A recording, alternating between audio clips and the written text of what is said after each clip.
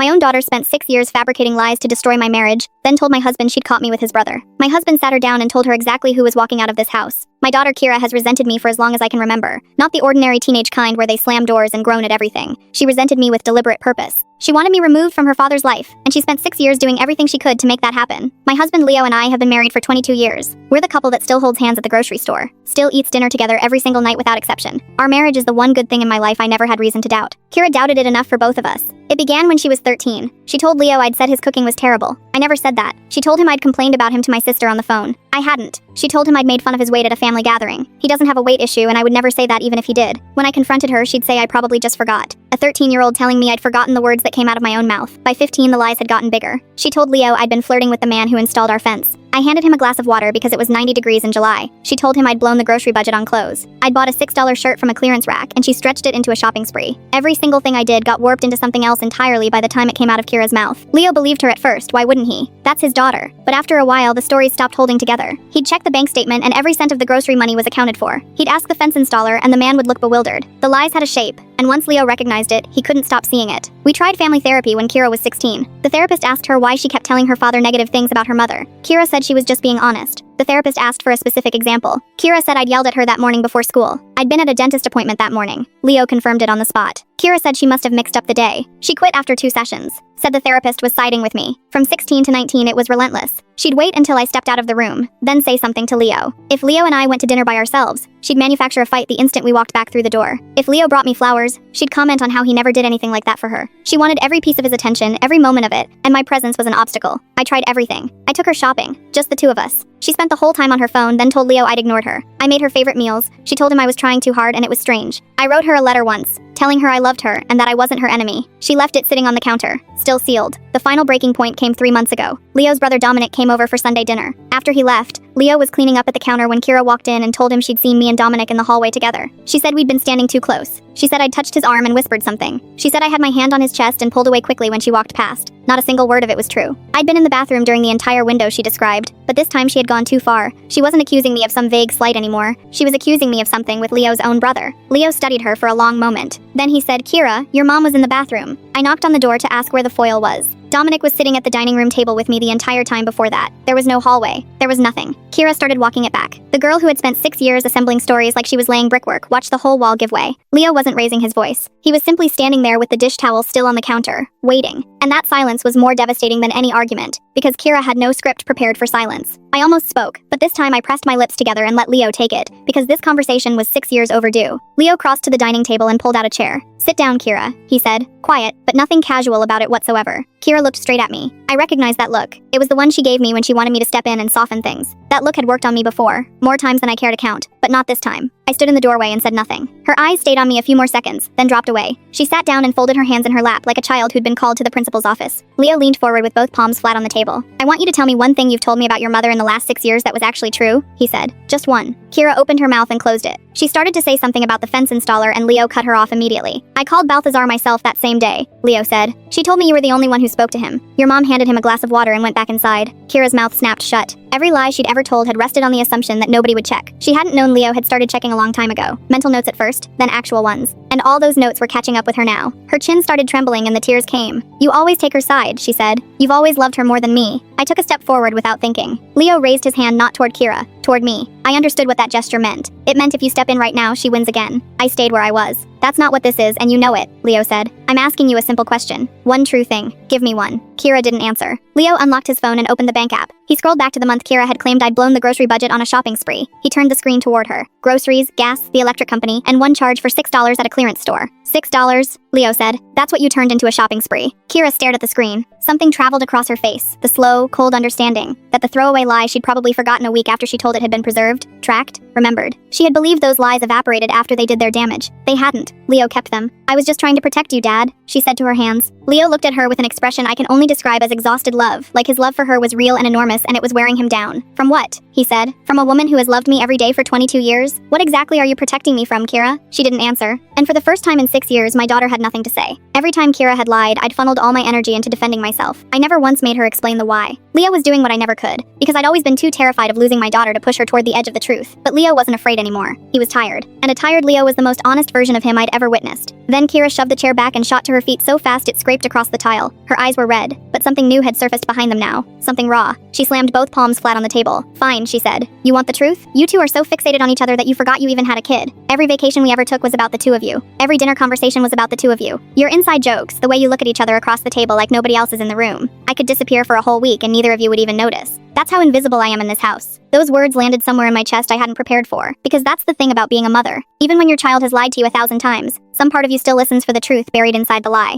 And when Kira said we wouldn't notice if she disappeared, something in me faltered. Were there moments when Leo and I had been so absorbed in each other that Kira felt like she was looking in through a window? But Leo spoke before I could. We took you to the coast every single summer, he said. Your mother packed your bags the night before every time because you always forgot your sunscreen. We sat in those bleachers at every volleyball game, including the weekday afternoon ones when your mother rearranged her entire schedule to be there. Don't tell me we forgot about you, Kira. Don't you dare. Kira zeroed in on the letter immediately. She always found the fracture point. A letter doesn't fix anything, she said. You want to know why I never opened it? Because I already knew what it said. She turned toward me. It acts like everything's normal while you two are off in your own little world. Meanwhile, I'm upstairs by myself and nobody even comes to check. That one cut deep. I won't pretend otherwise. I had spent 6 years holding my tongue and letting Leo carry these battles, but I was done retreating. Kira, I said, I took you shopping and you spent the entire time on your phone and then told your father I ignored you. I was right beside you the whole time. I made your favorite meals and you said I was trying too hard. I wrote you that letter and you left it on the counter like it was junk mail. What was I supposed to do? I tried getting closer and you pushed me away. I tried giving you space and you said I didn't care. Tell me what the right answer was, because I have been searching for it for 6 years and I still can't find it. Her face crumpled. For 2 seconds, she looked like the little girl who used to crawl into my lap during thunderstorms, but then she pulled herself back together. She lifted her chin. Maybe the right answer was choosing me first, she said, just once. Those 7 words hit harder than every lie she'd ever told combined, because lies I could fight back against. But that sentence wasn't a lie. It was exactly how she felt. Then Kira turned to Leo. And maybe if you weren't so busy holding her hand at the grocery store like some lovesick teenager, you would have noticed your daughter was falling apart. Leo's jaw tightened. The grocery store line hit something. That was our thing, the small, everyday gesture that made us feel like ourselves. And Kira had just turned it into a case against our parenting. She knew precisely where to aim. But what she didn't know was that Leo and I had talked through this exact scenario 2 weeks earlier. After the Dominic accusation, we sat on our bed for 3 hours going back through every lie Kira had told over 6 years. We wrote them all down, and we made a decision about what would happen the next time she tried to blow apart our marriage. Kira thought she was winning this argument. She had no idea we'd already decided how it was going to end. Leo turned and walked out of the room. I heard the closet door open. He came back carrying a plain manila folder, not thick, maybe 20 pages. But the way Kira's eyes locked onto it, it might as well have been a cinder block. We had gone through Leo's phone and printed every text message Kira had ever sent him about me. Messages like, Mom was on the phone trashing you to Ailsa again, from 2 years back. Messages like, I saw Mom laughing with Balthazar for like 20 minutes. Every lie she had typed with her own fingers. Saved, printed, and beneath each one, the truth. A screenshot from Ailsa confirming they'd talked about a Thanksgiving recipe that day. Balthazar's invoice showing he'd been at the house for 40 minutes total. Under every single lie, the truth sat there in black and white, quiet and undeniable. Leo set the folder on the table in front of Kira. I didn't want to do this, he said. Your mother didn't want to do this, but you gave us no choice. He slid the first page toward her. The color drained from her face all at once, like something had been switched off. You've been building a case against me, she said. Your own daughter? As though we were the ones who had betrayed her. I stepped forward. No, Kira, I said. We've been keeping track of the truth because you wouldn't stop burying it. She shoved the folder away. This is insane. Normal parents don't do this. Leo closed the folder and rested his hand across the top of it. Normal daughters don't accuse their mother of being with their uncle, he said. Flat, like reading a statement. Kira flinched visibly. She started pacing the length of the room, needing a new angle. Then she found one. Wait until Dominic hears about this, she said. Wait until he finds out you've both been sitting here calling me a liar. She said Dominic's name like it was a card she could still play. She'd done this before, take a confrontation between 2 people and pull in a third. Triangulation. The therapist had called it years ago. But Leo didn't flinch. Dominic already knows, he said. I called him the night you made that accusation. I told him exactly what you said, that you'd seen his sister-in-law up close with him in the hallway. That you said she had her hand on his chest. He was disgusted, Kira. Not at your mother. At you. Kira went completely still, like someone had cut the power to her entire body. Dominic knew. Dominic wasn't available to spin a new story to. Her whole system only functioned when people stayed separated, when she was the sole connection between them. But Leo had pulled those people together and closed every gap she'd been slipping through. She turned and looked at me for the first time all night with something different in her eyes. Not the calculating look. Not the practiced tears. Fear. Genuine little kid fear. So what? She whispered. You're all just against me now? Leo pulled the chair out again. Sit down. We're not finished. She sat, and before Leo could continue, Kira moved fast, pulled out her phone, pressed a name, hit speaker, and set it on the table like she was placing a desperate bet. It rang once. A voice picked up. Ailsa, my sister. My stomach nodded. I had no idea what Kira had told her over the years. Kira leaned toward the phone.